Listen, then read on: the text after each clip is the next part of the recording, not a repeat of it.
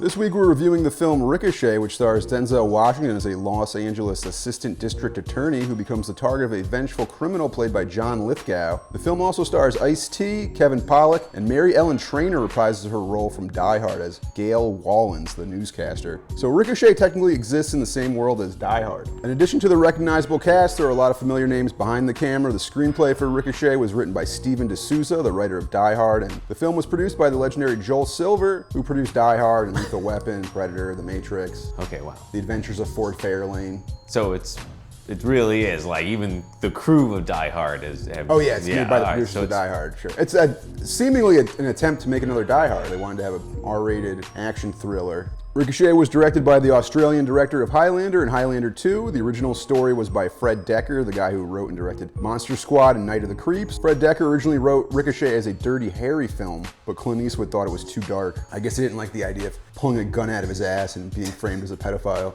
I haven't actually seen a Dirty Harry movie. That doesn't happen in those other ones? No, it does. That's why it's a bit redundant. Oh, okay. That's why he's like, I can't do this again. Why do you think they call him Dirty Harry? Because he keeps a magnum in his ass and he likes dirty, child porn. hairy ass. As far as the review goes, I'll give this one 3 stars.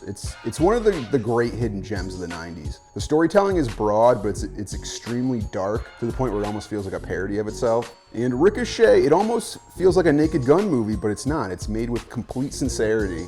It's ultra violent, it's way over the top, and I think the things that limited this movie in the 90s would actually make it a film that's more interesting to a modern audience. So here's to hoping that this one gets a proper Blu-ray and 4K release, because it's kind of hard to find at this point. Hasn't been released in many places. It was produced by Warner Brothers and HBO, which led to a bunch of weird copyright issues. But now HBO and Warner Brothers are like the same company.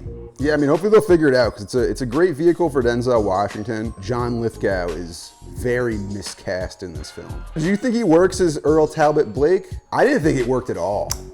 He was the goofiest part of the movie. Yeah.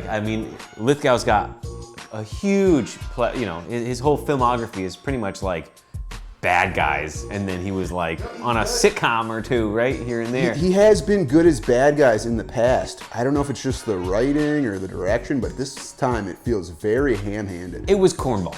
His whole performance was cornball. Every line sounded like he was trying to make a joke while being villainous, and it just came off, like you're saying, in that middle zone where it's like, is this a joke? Because it feels like it, but it's being done so sincerely that, I don't know. I had to roll my eyes every time he said something. I mean, I chuckled here and there. He says some like... Mr. Blake, what will you do if you get out of prison?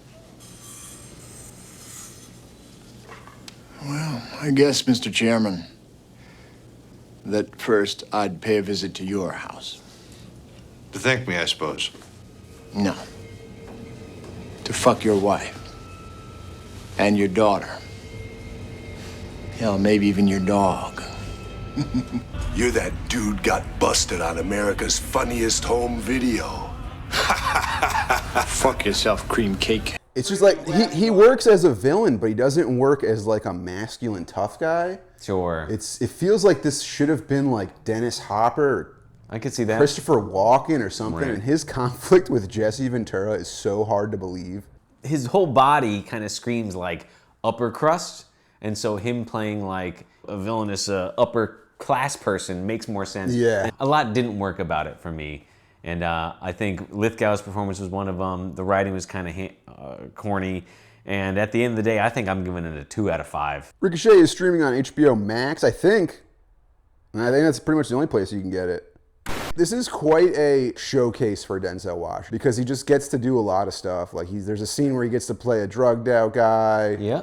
He's going crazy. It's quite a character arc. It's a lot of like opportunity for an actor to do different stuff. He plays young, he plays older. That's sure. off the bat. Then, because he gets a mustache, so he's older.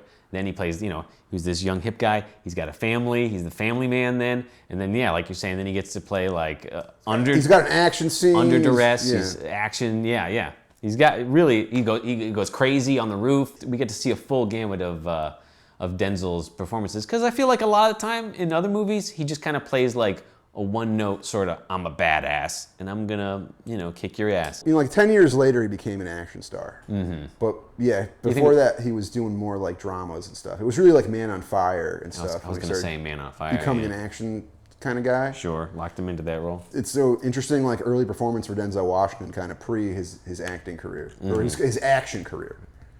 Training Day, right? That might be another one. Training Day's not really an action movie. Right, it's kind of drama It's really at the same time. Yeah. It was really more of like he's more known for dramatic performances. There's a novelty in the film, just in the casting and stuff. And everybody is a good actor. I mean, the performance is wacky from Lithgow. I thought John Lithgow is terrible in this movie, and I also thought Kevin Pollak was extremely annoying. Isn't he just what he always is, though? Pretty much. He's like doing his stand-up. This is like before he was really an actor, you know. Yeah, actually, he doing his shtick. He gets shot by Lithgow, right? And he's still doing shtick.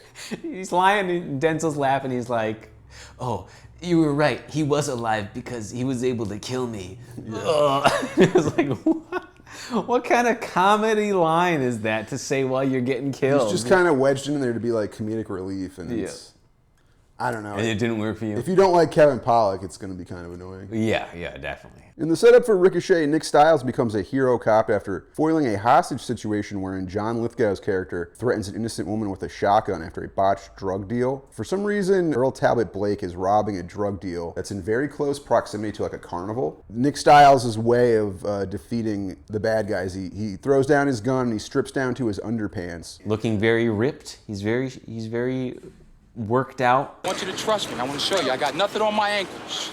No hidden gun. Absolutely nothing. I don't understand this scene at all. Like, why did he have to get naked? Couldn't he just have the gun hidden?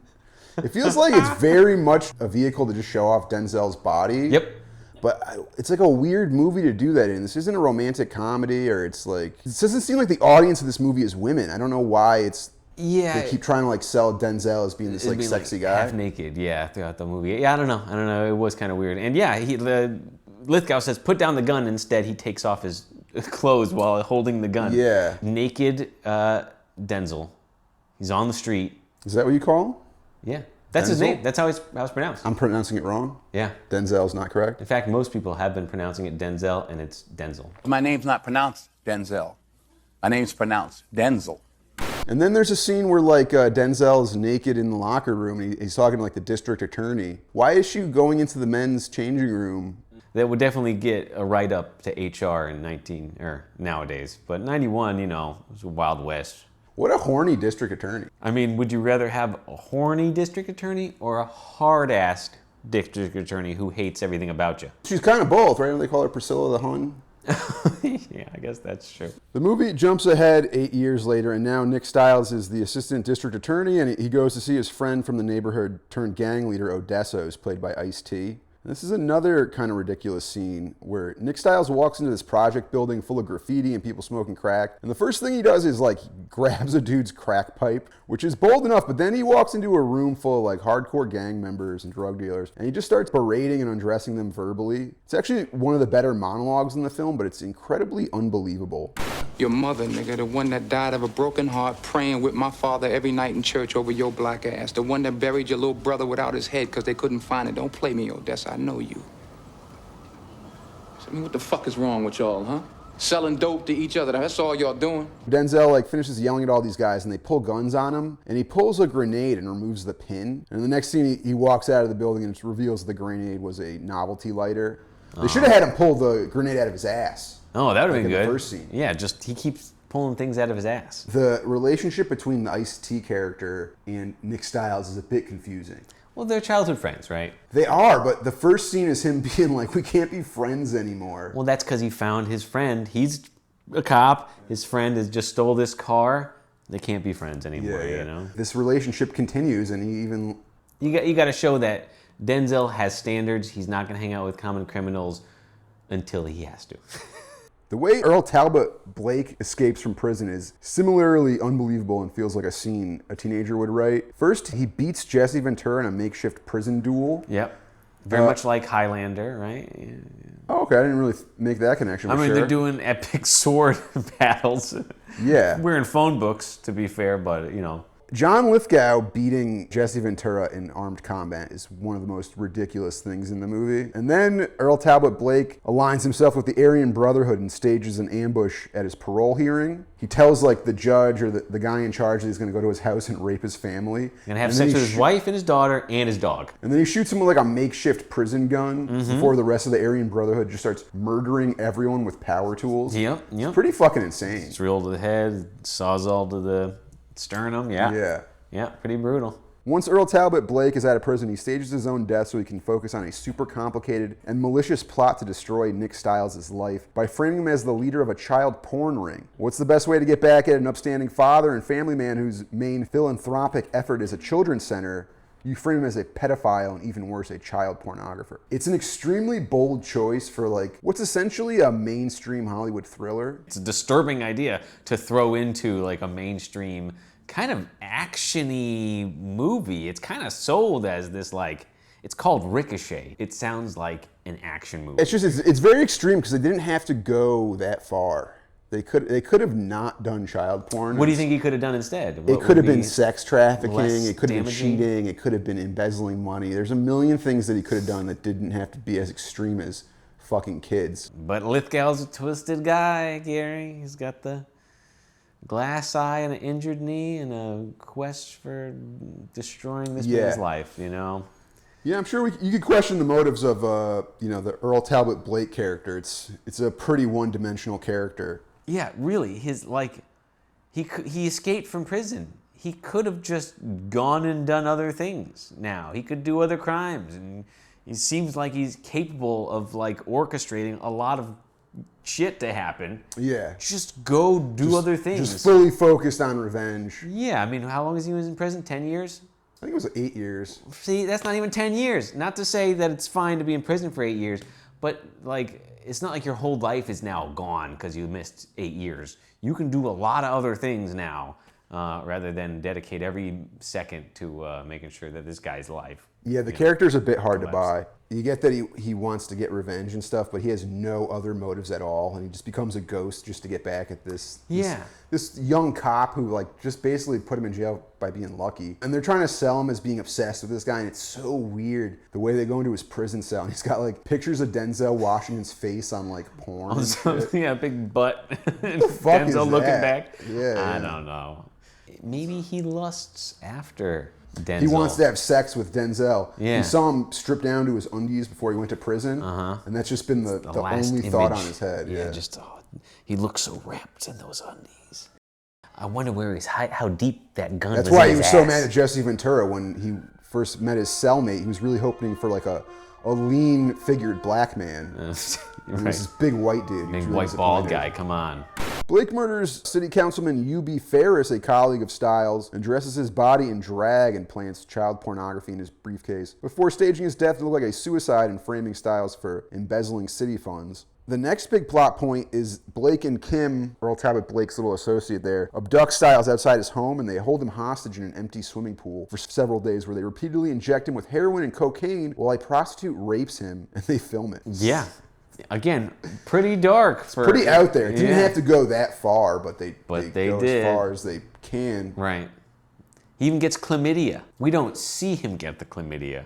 I think you do kind of see him get the chlamydia. Part of the big problem with this movie, I mean, it's very over the top and goofy, but there's just a real pacing issue with it. Because it takes all this time to kind of develop, and it's really focused on this bad guy getting back at Nick Stiles. And then they really got to end this movie quick and like flip it around. So the whole thing kind of shifts on a dime, where the Nick Stiles character then starts gaslighting Earl Talbot Blake. And the movie ends with a big kind of final set piece is the construction site that they're attempting to turn into a children's community center. And there's a big, final battle. It's really the only action sequence with Denzel Washington in the film. In the movie, yeah. Where he finally kind of has it out with the John Lithgow character on this like unfinished metal tower. Scaffolding thingy, yeah. Yeah, it's a little bit weird because it's like it's a building that I guess is like unfinished, so they're going to turn it into a community center. It kind of feels like an excuse just to kind of wedge this set. Just to have a weird tower that someone can get stabbed their arm on and fall and get stabbed on, and there's plenty of things to stab yourself on.